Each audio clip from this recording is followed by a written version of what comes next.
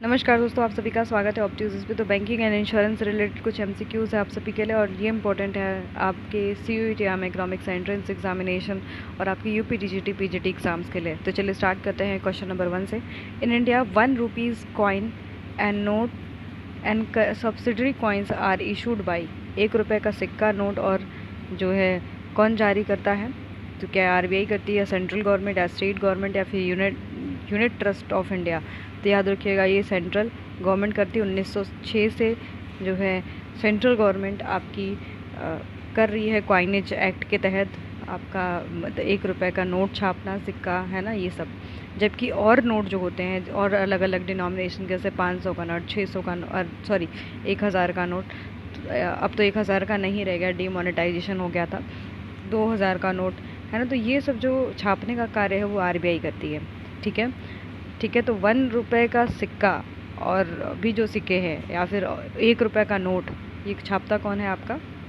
याद रखिएगा central government करती है। नेक्स्ट क्वेश्चन देख लेते हैं। Devolution of currency leads to. Devolution of currency मतलब क्या होता है? तो यहाँ पर इसको हम लोग कहते हैं अवमूल्यन। अवमूल्यन मतलब हम लोग ऑफिशियली करेंसी की वैल्यू को लोअर कर देते हैं। ठीक है, अगर हम इसका एग्जांपल देखें तो अगर एक डॉलर के प्रति आपका 1 रुपये है, ठीक है, तो ये 1 डॉलर के प्रति क्या हो जाएगा आपका? 10 रुपये। ठीक है, तो यहाँ पर आपका क्या होगा? इम्पोर्ट अब आपको क्या पड़ेगा? महंगा, है ना। इम्पोर्ट क्या हो जाएगा आपका? महंगा हो जाएगा। और एक्सपोर्ट क्या हो जाएगा? एक्सपोर्ट आप क्या चाहोगे? बढ़ जाए ना इस टाइम पे। तो अब देखते हैं क्या ऑप्शन दिया गया है। Expansion of export trade. Yes, हम इस टाइम पे एक्सपेंशन करेंगे।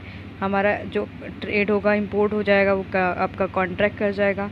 एक्सपेंशन ऑफ इम्पोर्ट सब्सटीट्यूशन मतलब हम अब इम्पोर्ट कम करेंगे, उसकी जगह पे हमारे अपने जो मार्केट में जो भी गुड्स हैं उसकी डिमांड, डोमेस्टिक जो गुड्स बन रहा है उसकी डिमांड हम ज़्यादा करेंगे।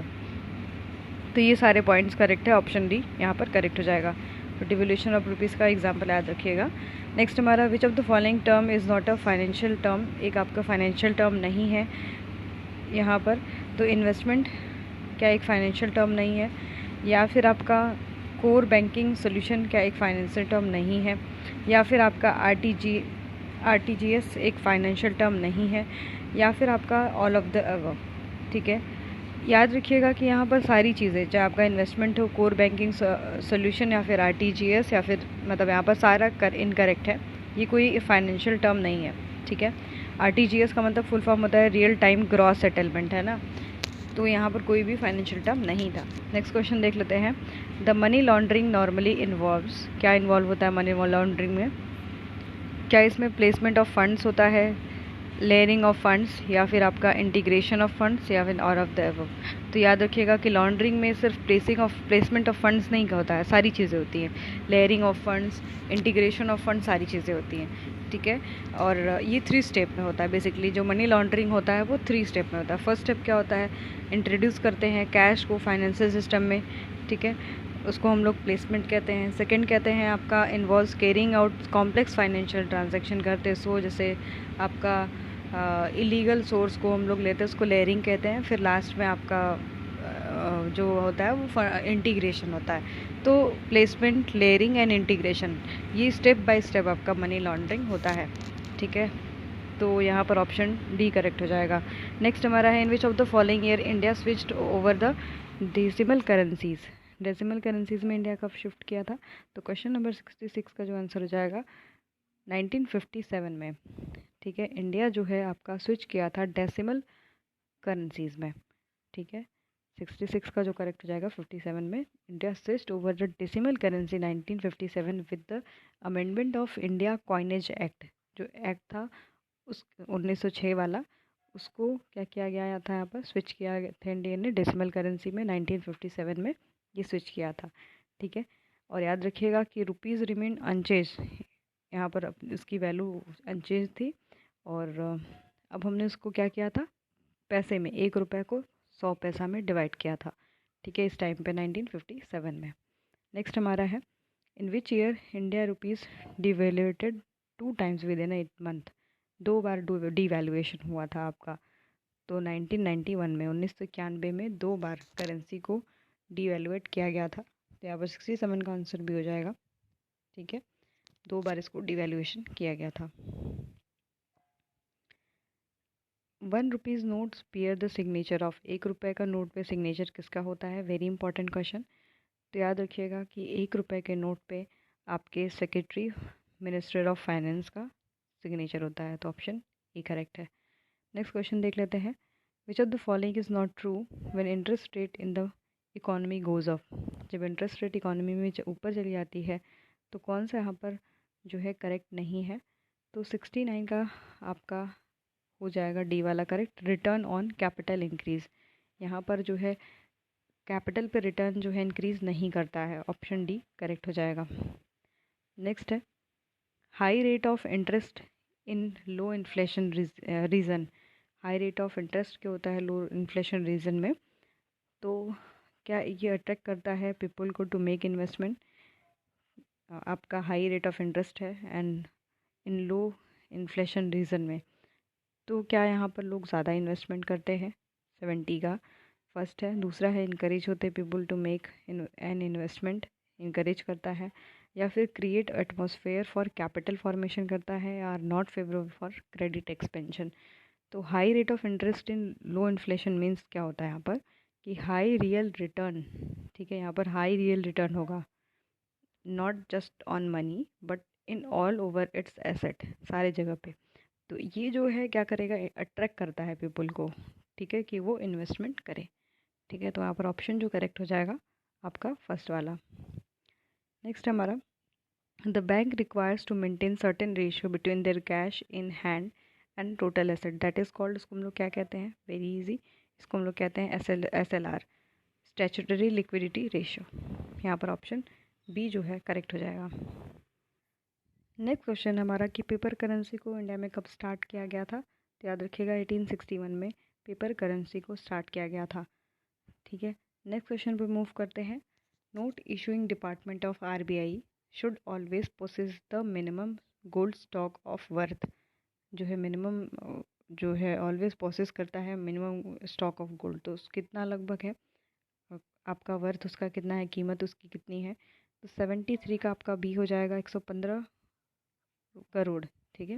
यहाँ पर 115 करोड़ उसका जो है मनी वैल्यू है।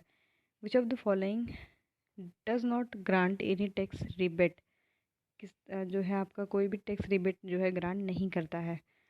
तो क्या ये नेशनल सेविंग सर्टिफिकेट है, या फिर इंदिरा विकास पत्र, या फिर नेशनल सेविंग स्कीम, या फिर पब्लिक प्रोविडेंट फंड?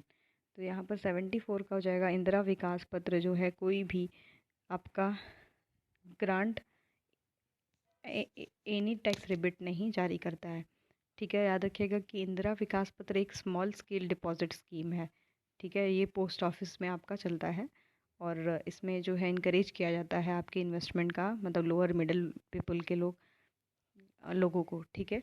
तो यहाँ पर आपका कोई भी grant does not grant any tax rebate, यहाँ पर कोई भी टैक्स रिबेट को ग्रांट नहीं किया जाता है। नेक्स्ट क्वेश्चन देख लेते हैं।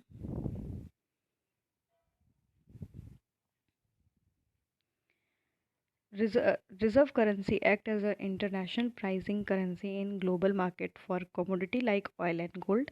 क्या रिजर्व करेंसी एक act of international pricing currency होता है ग्लोबल मार्केट में? या फिर country whose local currency is accepted as a reserve currency gets added advantage in terms of lower commodity rate in the international market? तो यहाँ पर कौन सा वाला मतलब कॉम्बिनेशन करेक्ट हो जाएगा? यहाँ पर याद रखिएगा कि दोनों चीज़ें सही हैं, ठीक है।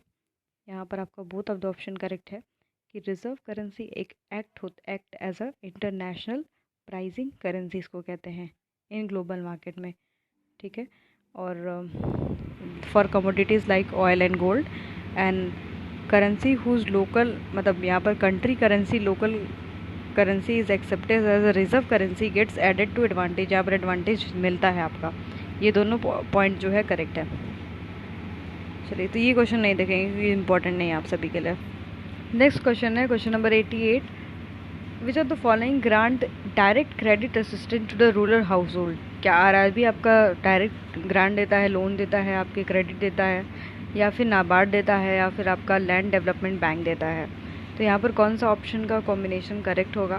तो 88 का जो ऑप्शन करेक्ट हो जाएगा वो 3 वाला हो जाएगा। यहाँ पर याद रखिएगा कि आपका, ठीक है, यहाँ पर जो आपका नाबार्ड होता है ठीक है। NABARD does not give direct credit assistant, it provide credit by intermediary such as micro and, जो आपके माइक्रो फाइनेंस वाले कंपनीज होते हैं उससे दिलवाता है। ठीक है। और यहाँ पर क्या पूछा है क्वेश्चन में, which of the following grants and direct credit assistant to the rural household देता है, वो आपका करेक्ट हो जाएगा फर्स्ट एंड थर्ड। ठीक है। यहाँ पर ऑप्शन नंबर जो करेक्ट हो जाएगा आपका सी हो जाएगा, ना कि आपका नाबार्ड। चलिए नेक्स्ट देख लेते हैं। In context of Indian open market operation 2, तो ओपन मार्केट ऑपरेशन में आपका यहाँ पर क्या हो जाएगा, borrowing bye schedule bank from RBI, क्या आपका बोरोइंग बाय शेड्यूल बैंक्स होता है, या फिर आपका lending by commercial bank to industry and trade, या फिर purchase and sale of government securities by RBI, या फिर नन ऑफ द अबव। तो यहाँ पर 89 का जो करेक्ट ऑप्शन हो जाएगा वो बी आपका थर्ड वाला हो जाएगा। ठीक है। परचेज और sale of government securities by RBI, ये आपका क्या होता है, ओपन मार्केट ऑपरेशन होता है। ठीक है। ओपन मार्केट ऑपरेशन में गवर्नमेंट के सिक्योरिटीज़ को बाय एंड सेल किया जाता है। ठीक है। ऑप्शन नंबर थर्ड वाला करेक्ट हो जाएगा। नेक्स्ट हमारा है, if all the banks in economy are nationalise and converted into the monopoly bank, the total deposit क्या हो जाएगा, यहाँ पर क्या इंक्रीज़ करेगा, डिक्रीज़ करेगा, या फिर आपका नाइदर इंक्रीज नॉट डिक्रीज़, या फिर नन ऑफ द अबव। तो यहाँ पर जो ऑप्शन करेक्ट हो जाएगा, यहाँ पर नहीं वो इंक्रीज़ करेगा ना ही डिक्रीज़ करेगा। अगर हम सारे बैंकों को मिला के नेशनलाइज करते तो ऑप्शन नंबर सी करेक्ट हो जाएगा। Consider the following liquid asset, very important question ऐसा पूछा जाता है आपके एग्जाम में।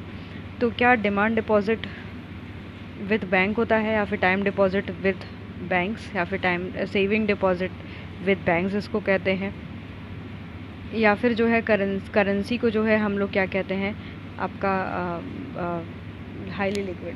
तो यहाँ पर जो ऑप्शन करेक्ट हो जाएगा क्वेश्चन नंबर आपके 91 का, ठीक है, 91 क्वेश्चन नंबर था। तो यहाँ पर जो है आपका हाईली लिक्विड जो होता है, ठीक है, इसको अच्छा सॉरी यहाँ पर करेक्ट सीक्वेंस में डिक्रीजिंग ऑर्डर में इसको जमाना है। तो यहाँ पर सबसे ज़्यादा आपका कौन सा होता है, highly liquid, currencies highly liquid है ना, मनी जो आपके पास पैसा है वो सबसे ज़्यादा हाईली लिक्विड होता है। ठीक है। फिर आपका क्या था, डिमांड डिपॉजिट विद जो है बैंक होता है। फिर आपका थर्ड वाला था सेविंग डिपॉजिट, ठीक है, विद बैंक। एंड फिर सेकेंड वाला था टाइम डिपॉजिट। तो सबसे ज़्यादा पहले करेंसी होता है, फिर आपका डिमांड डिपॉजिट, फिर आपका जो है सेविंग डिपॉजिट, फिर टाइम डिपॉजिट होता है। ठीक है, इसको याद कर लीजिएगा। ओके, नेक्स्ट क्वेश्चन देख लेते हैं। In context of Indian economy which of the following are the purpose of SL statutory reserve requirement, क्यों हम लोग स्टैट्यूटरी लिक्विड आपके रिजर्व रिक्वायरमेंट को रखना मतलब ज़रूरी होता है यहाँ पर। तो यहाँ पर to enable central bank to control amount of advances the bank can create, या फिर to make people deposit with bank safe and liquid, to prevent commercial bank from making excessive profit and force the bank to sufficient vault cash to meet the day requirement. यहाँ पर क्या purpose है आपका, तो 90 second का जो correct होगा आपका फर्स्ट एंड सेकेंड याद रखिएगा। यहाँ पर ये क्या करता है, इनेबल करता है, दोनों करेक्ट है। Enable the central bank to control the amount of advances bank can create, यानी जो लोन बार बार देता है बैंक उसको जो है कंट्रोल करना चाहता है इस तरीके से।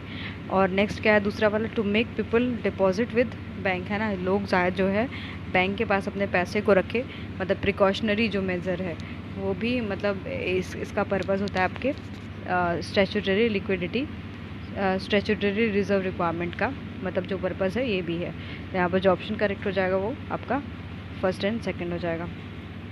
Next very important question, the rural infrastructure fund setup in 1995 and 96 is mentioned by the, जो है किसके द्वारा मेंशन किया गया था, तो याद रखिएगा ये आपके नाबार्ड के द्वारा मेंशन किया गया है। तो ये सब पॉइंट्स याद रखिएगा, आपके एग्रीकल्चर वाले पार्ट में आ जाता है। नेक्स्ट क्वेश्चन देख लेते हैं।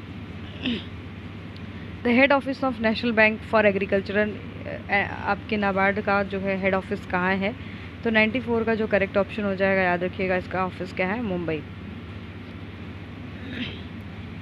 Which is not a source of agriculture finance in India, कौन सा आपका एग्रीकल्चर फाइनेंस का सोर्स नहीं है, तो यहाँ पर जो है एग्रीकल्चर फाइनेंस का सोर्स कोऑपरेटिव है, कमर्शियल बैंक भी है, रीजनल रूरल बैंक है। पर यहाँ पर ऐसा कोई भी नहीं ऑप्शन करेक्ट है। ऑप्शन नंबर डी यहाँ पर सही हो जाएगा। ठीक है, नाबार्ड का इस्टेब्लिशमेंट किस मतलब आपका वॉज इस्टेब्लिशन कब हुआ था? तो याद रखिएगा, नाबार्ड का जो इस्टेब्लिशमेंट है वो 6th 5 ईयर प्लान के अंतर्गत 12 जुलाई 1982 को हुआ है आपके नाबार्ड की स्थापना। ठीक है, और ये स्पेशल एक्ट ऑफ पार्लियामेंट के द्वारा हुआ था और अपलिफ्ट करना था इसका पर्पस आपके रूरल इंडियन को by increasing the credit flow from elevation of agriculture and rural non farm sector. ठीक है, तो ये आपका 6 5 ईयर प्लान में आया था और कब? 12 जुलाई 1982 को। ठीक है, नेक्स्ट क्वेश्चन देख लेते हैं। In India which of the following has the highest share in the disbursement of credit to agriculture and allied activities? तो यहाँ पर कौन सा आपका disbursement of credit to agriculture and allied activities में किसका हाई शेयर, सबसे ज़्यादा शेयर है आप किसका आपके क्रेडिट में डिसबर्स करने में? तो यहाँ पर 91 का करेक्ट हो जाएगा कॉमर्शियल बैंक। यहाँ पर ऑप्शन नंबर ए करेक्ट हो जाएगा। नेक्स्ट देख लेते हैं क्वेश्चन, इसको लीव करते हैं। नेक्स्ट क्वेश्चन है हमारा, the report on currency and finance कौन पब्लिश करता है आपका? तो याद रखिएगा कि report on currency and finance जो है एनुअल एक पब्लिकेशन है, वो RBI के द्वारा किया जाता है। ठीक है, और नेक्स्ट है आपका ये ऑप्शन देख लीजिएगा, सेबी जो है, सेबी एक रेगुलेटरी है, रेगुलेटर फॉर सिक्योरिटी जो मार्केट है इंडिया में, उसका हेडक्वार्टर कहाँ है? मुंबई में है। ठीक है, फाइनेंस कमीशन क्या है? एक आपका फाइनेंस कमीशन एक आपकी कॉन्स्टिट्यूशनल बॉडी है। ठीक है, याद रखिएगा इस चीज़ को। और फाइनेंस कमीशन का हेडक्वार्टर न्यू दिल्ली में ही है। ठीक है, और फाइनेंस मिनिस्ट्री आप सभी को पता ही है, गवर्नमेंट ऑफ इंडिया के कंसर्न मतलब अंदर में आती है। How many seats of deputy governor are there in Reserve Bank of India? कितने जो है डिप्टी गवर्नर आपके रिजर्व बैंक ऑफ इंडिया में, उसको देख लेते हैं। तो यहाँ पर ऑप्शन नंबर जो है 4 करेक्ट हो जाएगा। देयर आर 4 डिप्टी गवर्नर्स, है ना, 4 आपके डिप्टी गवर्नर्स हैं आपके RBI में। और जनरल सुपरिटेंडेंट्स जो है डायरेक्टर RBI के होते हैं, इसमें 21 मेंबर होते हैं सेंट्रल बोर्ड ऑफ डायरेक्टर्स में।